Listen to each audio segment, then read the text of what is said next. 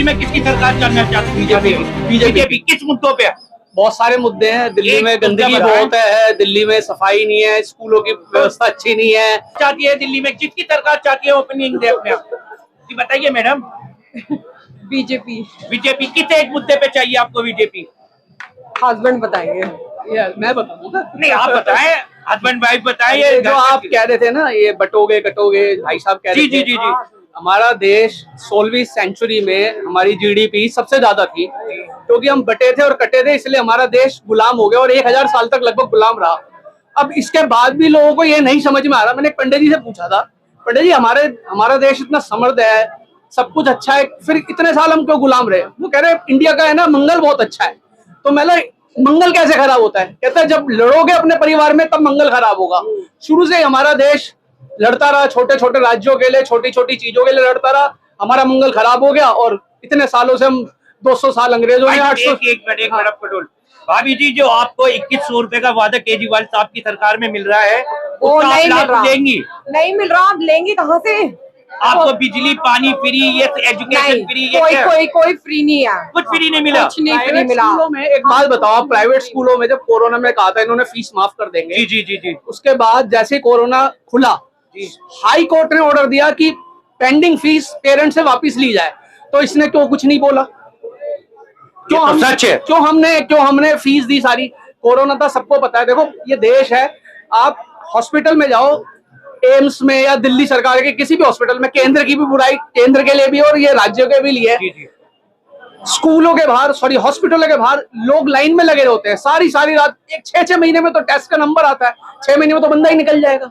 जी। तो हमारे देश को स्वास्थ्य और एजुकेशन सबसे इंपॉर्टेंट है, ये हमारे देश में और ये किसी के लिए नहीं है, सबके लिए। अगर कोई भी किसी भी तरीके की सरकार बनती है तो इन दो चीजों पे विशेष अपना ध्यान देना चाहिए। अरे केजरीवाल साहब तो कहते हैं कि दिल्ली के हमें एलजी काम नहीं करने देते। देखिए सबको सब काम करते हैं। पहले भी शीला दीक्षित थी, यहाँ पे वाजपेयी की सरकार थी, उन्होंने भी मिलजुल के काम करा।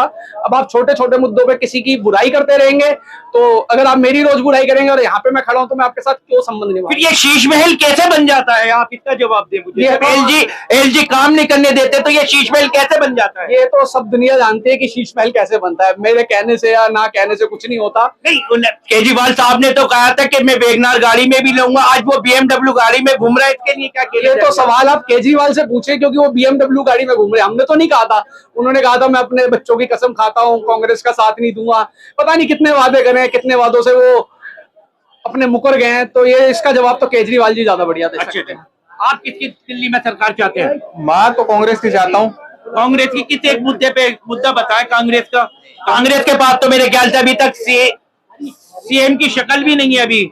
हाँ, लेकिन शीला दीक्षित के जो बेटे हैं वो अभी उम्मीदवार में है। क्या लगता है कि वो कुछ कर सकते हैं दिल्ली के लिए? हाँ लगता है, क्योंकि शीला दीक्षित ने अच्छा काम किया। लेकिन अभी उन्होंने पत्ते खोले नहीं है, अभी उन्होंने सीएम की शक्ल नहीं दिखाई कि कांग्रेस ने ना बीजेपी ने। वो तो बाद में डिसाइड हो जाएगा अगर जीतेंगे तो। अरे आप दिल्ली में किसकी सरकार चलना चाहते? बीजेपी किस मुद्दों पे? बहुत सारे मुद्दे हैं। दिल्ली में गंदगी बहुत है, दिल्ली में सफाई नहीं है, स्कूलों की व्यवस्था अच्छी नहीं है और हॉस्पिटल में भी बेड अच्छे नहीं है, आईसीयू वगैरह अच्छी नहीं है। भाई साहब 7 सांसद है, मैं लड़ नहीं रहा हूँ। 7 सांसद है बीजेपी के दिल्ली के अंदर। पिछली साल भी कांग्रेस के बीजेपी के सांसद रहे हैं, इस बार भी 7 सांसद हैं। अगर इतना कुछ अच्छा तो होता उन्होंने है कुछ करा। महिलाओं के लिए जो 2100 रुपए की जो इन्होंने फॉर्म भरवाए वो क्या देखिए, महिलाओं के लिए जो 2100 रुपए के फॉर्म भरवाए हैं वो ठीक है, लेकिन इसकी क्या व्यवस्था है? क्या दिल्ली सरकार के पास इतना बजट है या नहीं? व्यवस्था देखिए। ऊपर से उन्होंने पंडितों के लिए कह दिया कि 18,000 रुपए हर पंडित की सैलरी मिलेगी 10 साल में। भाई उनके बाप का एक सेकंड 10 साल में पंडितों के लिए कुछ नहीं करा। अब इलेक्शन आ रहे हैं, रोज एक ये नया निकालते हैं कि आज पंडितों को देंगे, अब मौलवियों को देंगे। मौलवी भी उनके घर के बाहर खड़े हुए थे, हमारे को सैलरी नहीं मिल रही। मेरे ख्याल से मौलवियों की तो आज क्लियर हो गई सैलरी। मेरे को नहीं पता, लेकिन 10 साल बाद ये चीजें याद आती है। जाति के लिए आयु में छूट कर देना नौकरियों में। और एक और चीज सभी को मिल जाएगा अपने आप लाभ। जब नौकरी मिल जाएगी तो अपने आप ही फायदा हो जाएगा। आखिरी बात पूछना चाहता हूँ, आप दिल्ली में किसकी सरकार देखना चाहते हैं? मैं तो कांग्रेस की सरकार देखना चाहता हूँ भाई। आप किसकी सरकार देखना बीजेपी चाहते की। हैं? सबके लोग अपने अपने विचार हो सकते हो। आप किसकी सरकार देखना चाहते हैं दिल्ली में? पार्टी ठीक है, कांग्रेस भी। हाँ जी, आप किसकी सरकार देखना चाह रहे हैं? हम जैसे यूपी के बच्चों का एडिशन नहीं होने दिया केजरीवाल की सरकार ने यहाँ, तो हमने देखना चाहेंगे बीजेपी सरकार। आप यूपी से दिल्ली